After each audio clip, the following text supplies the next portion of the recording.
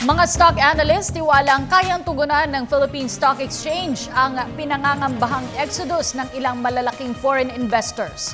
Narito ang ulat ni George Bandola. Sa kabila ng pangambang muling magkakaroon ng exodus sa mga foreign capitals pabalik ng Amerika at Europa, tiwala mga stock analyst na kayang tugunan ng local funds ang Philippine Stock Exchange o ang Philippine Capital Market.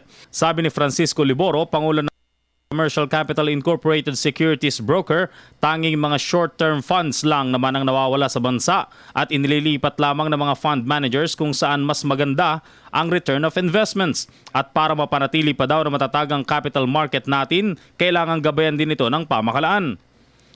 Long-term funds and investment grade funds are coming in.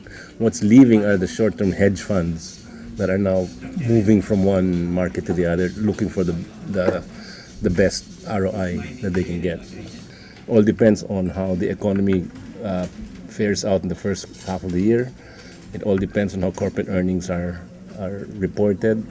I think over the long term, our market will recover and move up.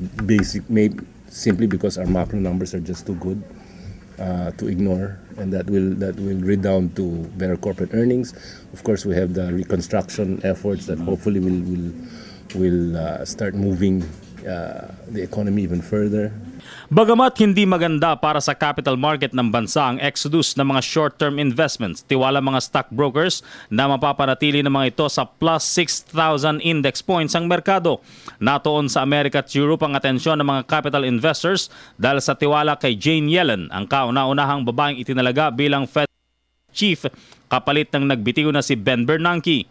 And she probably won't deviate too far away from there. So that's fine.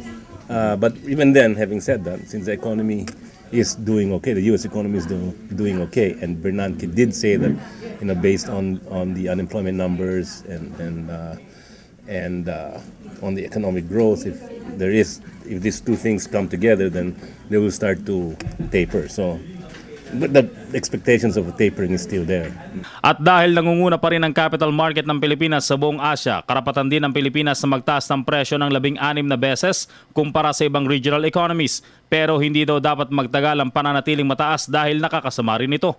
It's still justifiable for our market to carry a premium over other markets because our growth is still going to be pretty robust versus the other regional economies.